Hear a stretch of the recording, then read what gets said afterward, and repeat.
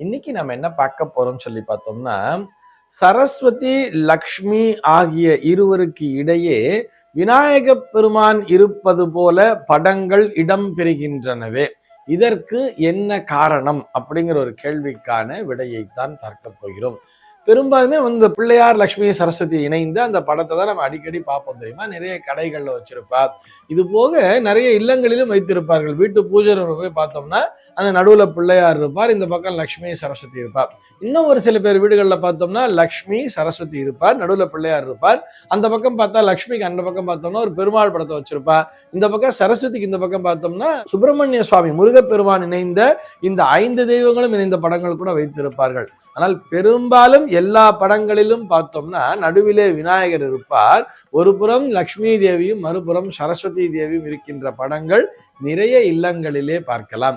இதற்கு என்ன காரணம் அப்படின்னு சொல்லி பார்த்தோம்னா, இந்த படமானது அந்த கிரகப்பிரவேசம், வீடு கட்டி கிரகப்பிரவேசங்கிறத பண்ணுவா தெரியுமா. அப்போ அவங்க வீட்டுல வாங்கி கொடுத்திருப்பார், மாமியார் வீட்டுல இருந்து அவருக்கு வாங்கி கொடுத்திருப்பார். அவர் அந்த படத்தை எடுத்துக்கொண்டு வைத்து அந்த வாசப்படியில வச்சு பூஜை பண்ணி தான் எடுத்துட்டு போயிருப்பார். எதற்காக இதுபோல் ஒரு அமைப்பினை உருவாக்கி வைத்திருக்கிறார்கள் பார்த்தோம்னா, இந்த மாதிரி சாஸ்திரம் எங்கேயும் சொல்லல, இது நம்முடைய சம்பிரதாயத்தில் வரக்கூடிய விஷயம்தான். முதல்ல விநாயக பெருமான் அப்படிங்கிறது எதுக்காக வழிபடுவோம்? நம்முடைய தடைகள் எல்லாம் நீங்க வேண்டும், அந்த இல்லத்திற்குள்ளாக எந்த விதமான ஒரு சங்கடங்கள் வந்து விடக்கூடாது. ஏன்னா அந்த சங்கடத்தை நீக்குபோவதுதான் அந்த சங்கடஹர கணபதினே பேர் அவருக்கு. ஆக ஒரு மனிதன் இருந்தா அவனுக்கு எல்லா விதமான சங்கடங்களும் வந்துகிட்டு தான் இருக்கும். அந்த சங்கடங்களிலிருந்து இவன் விரைவாக விடுபட்டு வெளியே வர வேண்டும் என்பதற்காக விநாயக பெருமானை தான் முழு முதற் கடவுளாக வழிபட வேண்டும். அதனால அவரை மத்தியில வச்சிருப்பா.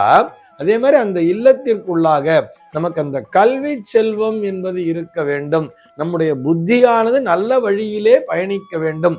ஒரு வீட்டுக்குள்ள இருக்கோம்னு சொன்னா அந்த இல்லத்திலே நம்முடைய சிந்தனைகள் அனைத்தும் நேர்மறையான சிந்தனைகளாக இருக்க வேண்டும். எதிர்மறையாக நம்முடைய மூளையானது யோசிக்க கூடாது.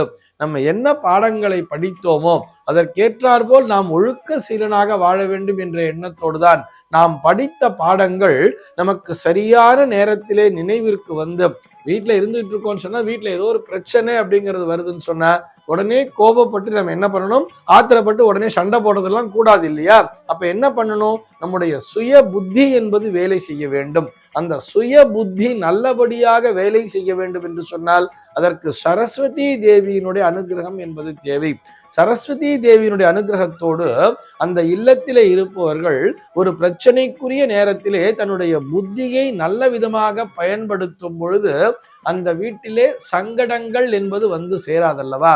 ஆக சரஸ்வதி கடாட்சம் என்பது தேவை.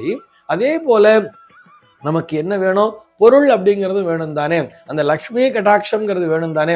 வீட்டுக்குள்ள நுழையும் பொழுதே ஒரு மங்களகரமான விஷயங்கள் அந்த இல்லத்திலே என்றென்றும் நிறைந்திருக்க வேண்டும். அந்த லக்ஷ்மி தேவியினுடைய அனுகிரகம் என்பதும் வேண்டும்.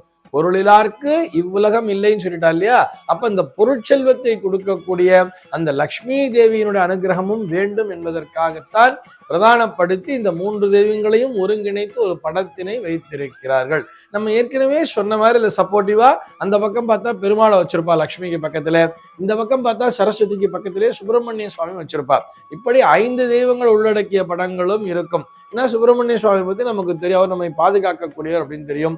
பெருமாள் எல்லா விதமான நமக்கு நாம் கேட்கின்ற வரங்களை எல்லாம் தரக்கூடிய ஒரு கலியுக வரதனாக இந்த கலியுகத்திற்குரிய தெய்வமாக நமக்கு அந்த பெருமாள் வெங்கடாஜலபதிங்கிற இருக்கிறவர்கள் அவரையும் சேர்த்து வச்சிருப்பார். இந்த 5 தெய்வங்களும் இணைத்த படங்களும் இருக்கும். மற்ற 2 தெய்வங்கள் இல்லைன்னா கூட குறைந்தபட்சமாக இந்த பிள்ளையார் லக்ஷ்மி சரஸ்வதியும் வச்சிருப்பா. ஒரு சில பேர் வீட்டுல பார்த்தோம்னா இந்த வாசக்கால் அப்படின்னு வரும்பொழுது, நிலவாசப்படின்னு வரும்பொழுது அதுல நடுவுல வந்து ஒரு சூரிய பலகை அப்படிங்கிறத வச்சிருப்பா. இந்த சூரிய பலகை அப்படிங்கிற ஒரு விஷயத்தை நம்ம சிட்டி, இப்போ சென்னை மாதிரி சிட்டில அதிகமா பார்க்க முடியல. அதாவது தனி வீட்டுல வச்சிருக்கா. பிளாட் சிஸ்டம்னு வரும்போது ஒரே ஒரு ஃப்ரேம் தான் வாசல்ல வாசக்கால் இருக்கும். ஆனா தனி வீடுகள்ல பார்க்கும் பொழுது, குறிப்பாக நம்ம வந்து சென்னையை தவிர்த்து மற்ற நகர்ப்புறங்களிலும் சரி ஒரு கிராமப்புறங்கள்லாம் வந்து பார்க்கும் பொழுது வாசக்கால் அப்படின்னு வரும் பொழுது இந்த வாசக்காலுக்கு மேல இன்னொரு ஃப்ரேம் ஒன்று வச்சிருப்பா. பார்த்தோம்னா ஒரு 1/2 அடிக்கு உயரங்கிறது இருக்கும், அந்த 3 அடிக்கு நல்ல அகலங்கிறத வச்சு அதற்குள்ளாக ஒரு சூரிய பலகை என்பதை பதித்திருப்பார்கள். பெரும்பாலும் அந்த சூரிய பலகையில பார்த்தோம்னா நடுவிலே பிள்ளையார், இந்த பக்கம் லக்ஷ்மி, இந்த பக்கம் சரஸ்வதி தேவியை வைத்து கூட அந்த பலகையிலேயே செதுக்கி இருப்பார்கள். அந்த கார்பெண்டர் சொல்றோம் இல்லையா, அந்த ஆசாரியானவர் அழகா செதுக்கி இந்த ஸ்தபதி போல அவர் ஒர்க் பண்ணி வச்சிருப்பார். அந்த சூரிய பலகையை கொண்டு வந்து அந்த நடுவில் வச்சு அதற்கு பூஜை செய்வார்கள், அதற்கு மாலையை போட்டிருப்பார்கள். அங்கேயும் பார்த்தோம்னா விநாயக பெருமான் மத்தியில இருப்பார், ஒரு புறம் லக்ஷ்மி, ஒரு புறம் சரஸ்வதி தேவி வைத்திருப்பார்கள். ஒரு சில பேர் பலகையில மரத்திலே பலகையில செஞ்சிருப்பார். இன்னும் ஒரு சில பேர் பார்த்தோம்னா இந்த மாதிரி படங்கள் விற்கிறது இல்லையா, அந்த படத்தை ஃப்ரேம் பண்ணி அதோட இந்த ஃப்ரேமோட படத்தையே கொண்டு போய் அந்த நடுவில் செருகி வச்சிருப்பார். அதுலேயும் பிள்ளையார், லக்ஷ்மி, சரஸ்வதி தான் இருக்கும்.